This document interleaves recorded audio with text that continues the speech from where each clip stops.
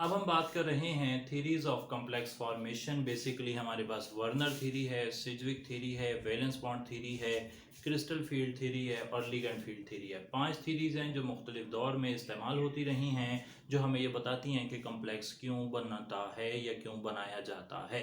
सही हो गई जी बात। तो अब सबसे पहले वर्नर थ्योरी बहुत ही पुरानी और बड़ी बेसिक लेवल की एक थ्योरी थी, जिसमें वर्नर ने हमें कॉन्सेप्ट दिया था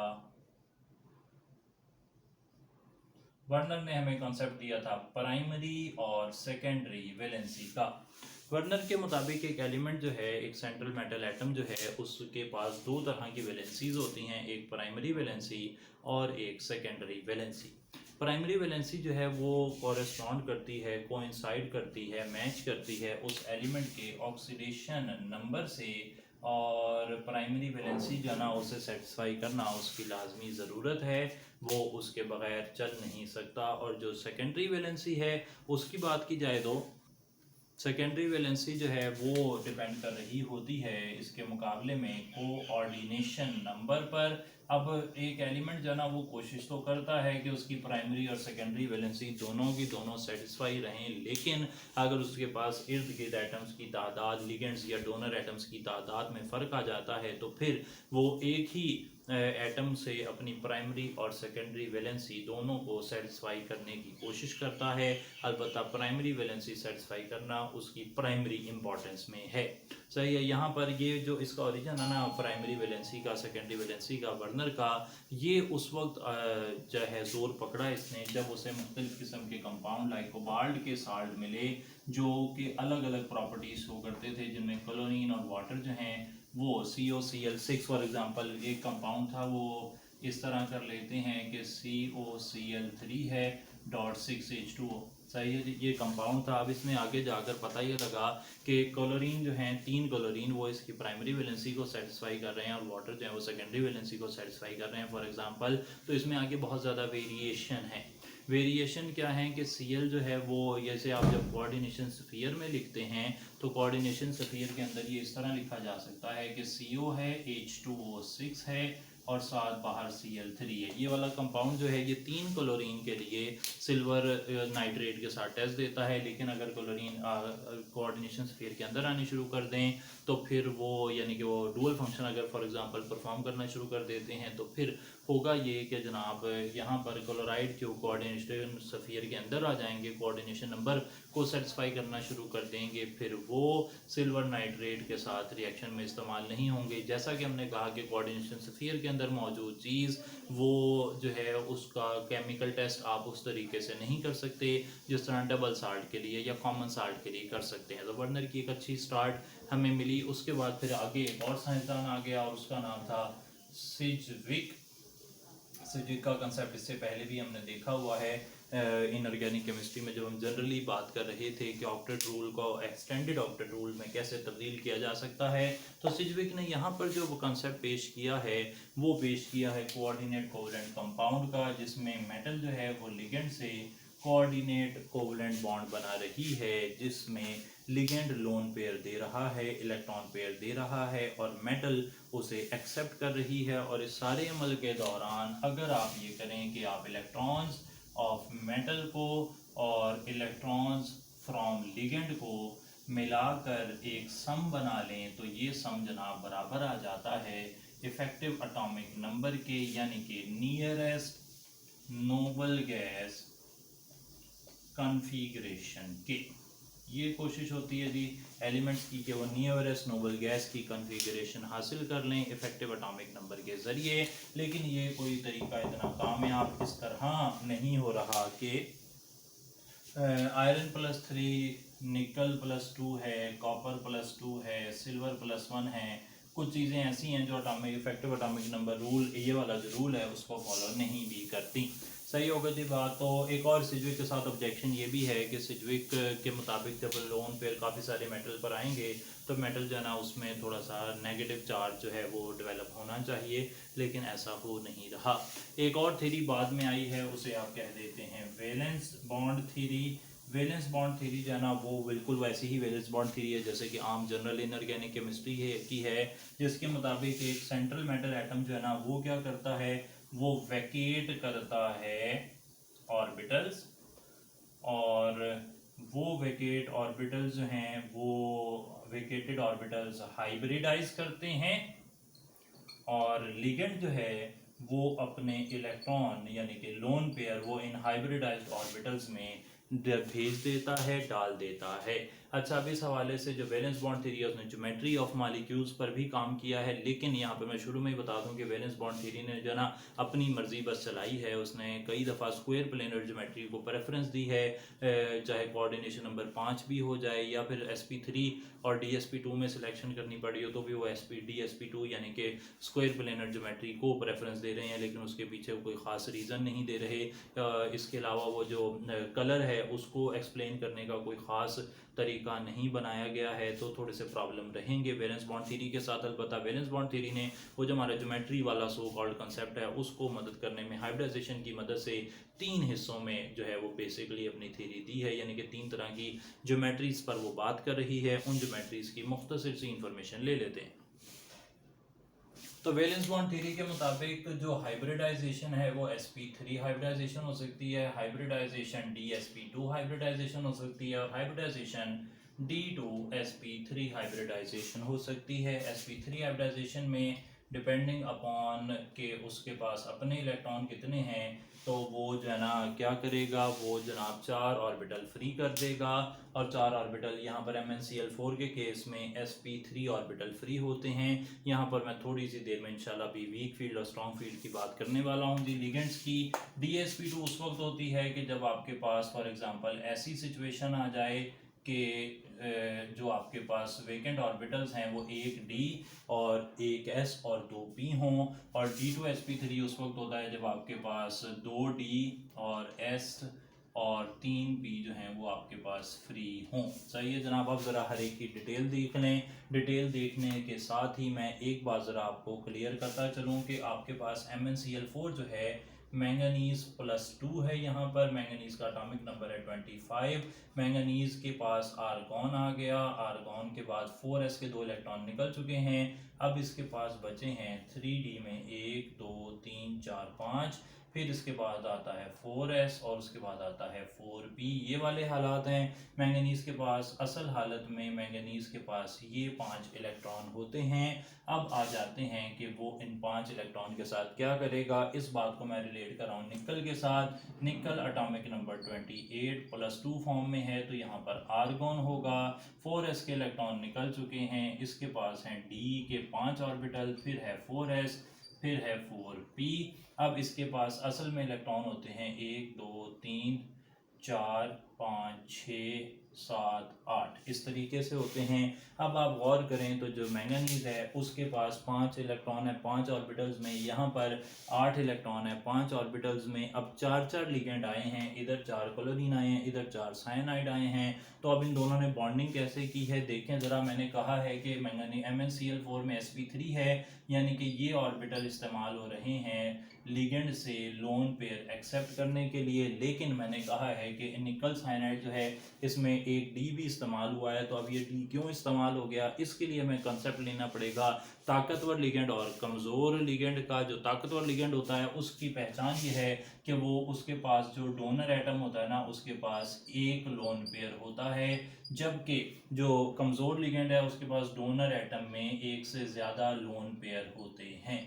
2 लोन पेयर हो सकते हैं, 3 लोन पेयर हो सकते हैं। तो जो कमज़ोर लिगेंड है वो जो इलेक्ट्रॉन्स ऑफ डी हैं उन्हें पेयर नहीं करवाता। जब वो पेयर नहीं करवाएगा तो वो अपनी अपनी जगह पे रहेंगे और आगे वाले जो हैं वो यूज़ हो जाएंगे। लेकिन जो स्ट्रॉन्ग फील्ड लिगेंड है वो क्या करेगा, वो इलेक्ट्रॉन्स को पेयर करवा देगा और इस तरीके से जो जगह खाली होगी वो भी इस्तेमाल हो सकती है बॉन्डिंग के अंदर। सही होगा जी बात। तो ये इन्फॉर्मेशन मिल तो गई थी वैलेंस बॉन्ड थ्योरी को, लेकिन it was not satisfactorily explained, और इसको एक्सप्लेनेशन बाद में फिर मिली strong field weak field ligand की शक्ल में। लेकिन जनरली हमने बता दिया एक लोन पेयर वाला स्ट्रॉन्ग है और एक से ज़्यादा लोन पेयर वाला वीक है।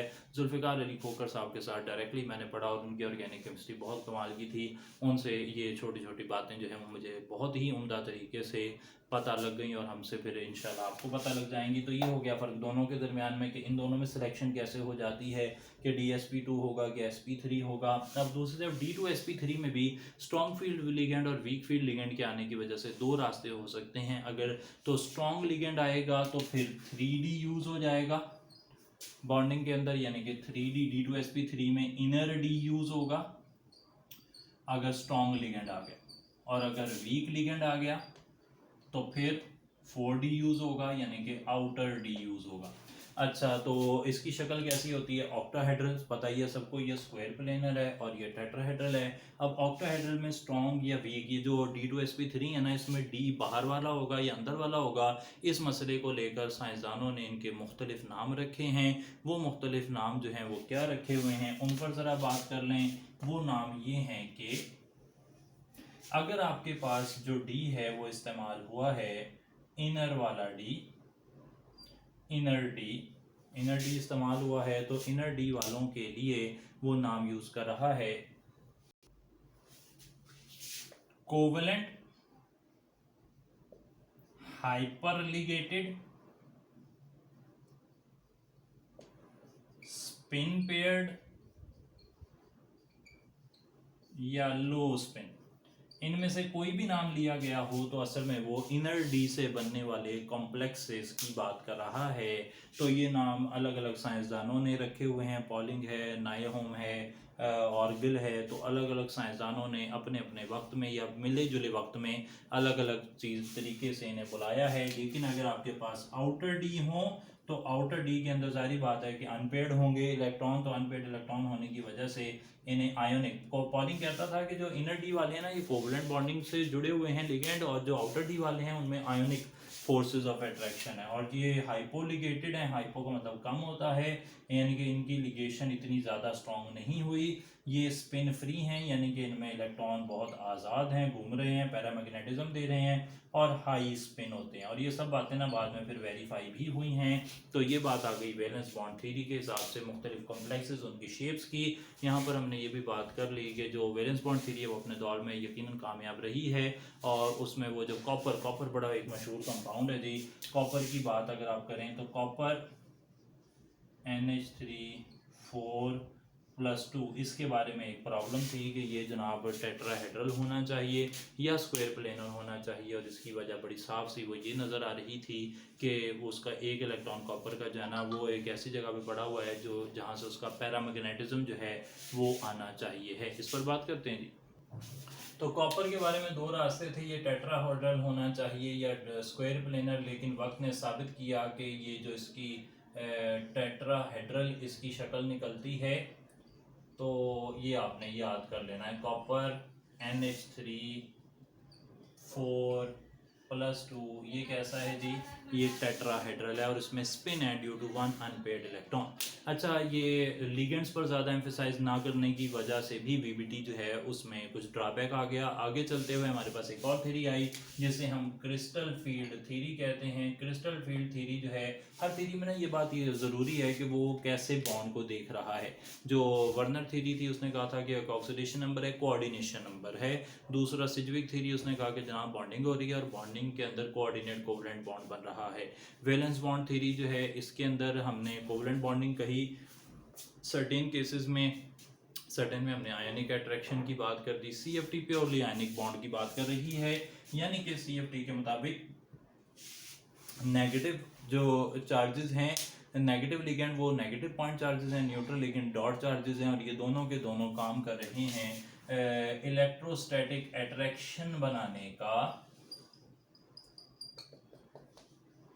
Between metal and ligand. और ये सिर्फ एक इलेक्ट्रोस्टैटिक अट्रैक्शन है, और ये इलेक्ट्रोस्टैटिक अट्रैक्शन जब लिगेंड्स अप्रोच करते हैं तो they cause splitting of orbitals, और स्प्लिटिंग ऑफ ऑर्बिटल्स का कंसेप्ट बड़ा कॉमन है और उसे भी हम देख चुके हैं। तो स्प्लिटिंग ऑफ एटॉमिक ऑर्बिटल्स जो है उसके अंदर देखा यह गया है कि जो स्प्लिटिंग ऑफ ऑर्बिटल्स होती है उसमें अगर हम बात करें ऑक्टाहेड्रल कॉम्प्लेक्सेस की, तो ऑक्टाहेड्रल कॉम्प्लेक्सेस के अंदर जो 5d ऑर्बिटल हैं वो इस तरह स्प्लिट होते हैं कि 2 स्टेबलाइज हो जाते हैं, 3 जो हैं वो अनस्टेबलाइज हो जाते हैं। सही हो गई जी बात?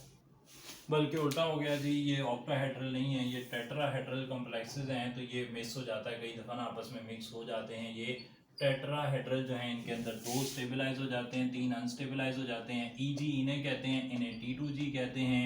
यहाँ पर डी जेड स्क्वायर और d x square dash Y square हैं। इस तरह याद रखा है मैंने, कम से कम ये कोशिश की है कि वो जो ऑर्बिटल्स हैं जो अलॉन्ग दी प्लेन्स है यानी कि प्लेन्स के ऊपर पड़े हुए हैं, D Z square Z axis पे, X square dash Y square X square और वाई स्क्वायर यानी कि एक्स और वाई प्लेन पर पड़े हुए हैं, जो जो प्लेन पर पड़े हुए होते हैं ना जी, वो ऑक्टाहेड्रल कम्प्लेक्स में डीस्टेबलाइज होते हैं। ऐसे याद करने की कोशिश की है, लेकिन फिर भी कई दफ़ा ये मिक्स होते ही रहते हैं मेरे से। तो स्पेशली मैंने फिर से चेक कर लिया कि जनाब जो ईजी वाले हैं वो टेट्राहेड्रल कम्प्लेक्स में वो स्टेबलाइज हो गए, नीचे आ गए, और T2G वाले ऊपर चले गए हैं। अब ये जो स्टेबलाइजेशन है ये होती है बाय 0.6 डेल्टा नॉट, जिसे क्रिस्टल फील्ड स्टेबलाइजेशन एनर्जी कहते हैं, और स्टेबलाइजेशन जो है वो 0.4 डेल्टा नॉट के हिसाब से हो रही है।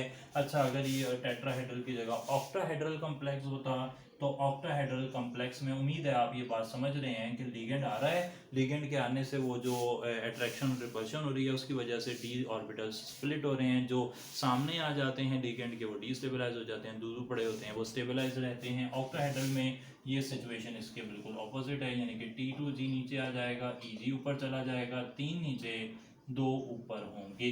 सही होगी जी बात। और यहाँ पे भी स्टेबिलिटी जो है वो 0.4 से आ रही है, और जो डीस्टेबलाइजेशन है वो 0.6 डेल्टा नॉट से आ रही है। इसी तरीके से जो आपके पास स्क्वायर प्लेनर कम्प्लेक्सेस हैं उनमें फर्दर स्प्लिटिंग भी होती है, लेकिन हमें आमतौर पर 2 की ही ज़रूरत पड़ती है, ऑक्टाहेड्रल और टेट्राहेड्रल कम्प्लेक्सेस की। स्क्वायर प्लेनर की हमें ज़्यादा ज़रूरत नहीं पड़ती। अब ये जो स्प्लिटिंग है, स्प्लिटिंग ऑफ स्पेक्ट्रल लाइंस, ये आगे कुछ फैक्टर्स पर डिपेंड करती है, लेकिन स्प्लिटिंग की वजह से वो जो कलर है, वो जो डी ट्रांजिशन का कॉन्सेप्ट है, वो बड़ी आसानी से क्वान्टिटेटिवली एक्सप्लेन हो सकता है, पैरामैग्नेटिज्म क्वान्टिटेटिवली एक्सप्लेन हो सकता है। इस वजह से जो ये हमारे पास क्रिस्टल फील्ड थ्योरी है ये काफ़ी अच्छी लगती है हमें, और इसमें ना वो लिगेंड्स के हिसाब से और भी बातें होंगी, उन्हें भी देखते हैं जी। अब कुछ इंतहाई साइंटिफिक डाटा हमने आपके सामने प्रेजेंट कर दिया है एक टेबल की शक्ल में। यहाँ पर बात हो रही है कि वो जो क्रिस्टल फील्ड स्टेबलाइजेशन एनर्जी है उन पर कौन से फैक्टर असरअंदाज होते हैं। बेसिकली यहाँ पर कैटाइन की नेचर असरअंदाज हो रही है, और लिगेंड जो है वो असरअंदाज हो रहा है। कैटाइन के हवाले से आगे कुछ 4 केसेस बन गए हैं, इन 4 केसेस पर एक एक करके बात करते हैं। सबसे पहला केस ये है कि आपके पास सेम कैटाइन अगर आपके पास है, फॉर एग्जांपल आयरन है तो दोनों ही आयरन हैं, और अगर मैंगनीज है तो मुख्तलिफ मैंगनीज है, +2 वाला, +3 वाला, +4, +6, +7 वाला। तो देखा यह गया है कि अगर आपके पास कैटाइन सेम हो तो जिसका जितना कैटाइन की ऑक्सीडेशन स्टेट ज़्यादा होगी उतनी ही क्रिस्टल फील्ड स्टेबलाइजेशन एनर्जी ज़्यादा होगी। तो इसका मतलब है कि आयरन +3 अगर 6 वाटर के साथ जुड़ा हो और आयरन +2 6 वाटर के साथ जुड़ा हो, तो +3 वाले के लिए जो स्टेबलाइजेशन है CFSE जो है डेल्टा नोड है उसकी वैल्यू ज़्यादा आएगी। दूसरा केस ये हो सकता है कि आपके पास कैटाइंस डिफरेंट हों लेकिन उनके पास जो डी इलेक्ट्रॉन्स हैं वो सेम हो। अगर कैटाइंस डिफरेंट हैं लेकिन उनके पास डी इलेक्ट्रॉन एक जैसे हैं, फॉर एग्जांपल आयरन +3 में 5 डी इलेक्ट्रॉन है, मैंगनीज +2 में 5 डी इलेक्ट्रॉन है, तो फिर भी ऑक्सीडेशन स्टेट बढ़ने से डेल्टा नॉट जो है वो बढ़ेगा, यानी कि आयरन +3 के लिए डेल्टा नॉट की वैल्यू मैंगनीज +2 से ज़्यादा आएगी। तीसरा केस ये हो गया कि आपके पास चार्ज सेम हो लेकिन डिफरेंट डी इलेक्ट्रॉन्स हों। चार्ज सेम है, मुख्तलिफ कैटाइंस हैं, उनके पास डी इलेक्ट्रॉन्स जो हैं वो सेम हैं, सॉरी चार्ज सेम है लेकिन डी इलेक्ट्रॉन्स डिफरेंट हैं। तो जैसे जैसे डी इलेक्ट्रॉन बढ़ेंगे डेल्टा नॉट कम होगा। कोबाल्ट के पास डी इलेक्ट्रॉन ज़्यादा हैं Fe+2 से, इसलिए कोबाल्ट के लिए डेल्टा नॉट की वैल्यू आयरन +2 से कम हो गई। चौथी बात आ रही है कि अगर आप सीरीज चेंज कर दें 3D से 4D में चले जाएं, फिर क्या होगा। फिर ये देखा गया है कि 30 से 50% तक डेल्टा नॉट में इजाफा होता है जब आप 3D के एक एलिमेंट को 4D के एक एलिमेंट से कंपेयर करते हैं, लेकिन कॉपर को सिल्वर से कंपेयर करें तो ऐसा होता है। ये तो हो गई कैटाइंस का असर। जो लिगेंड का असर है वो बहुत आसान है, और उस आसानी में हमें मिलती है वेरी फेमस स्पेक्ट्रोकेमिकल सीरीज।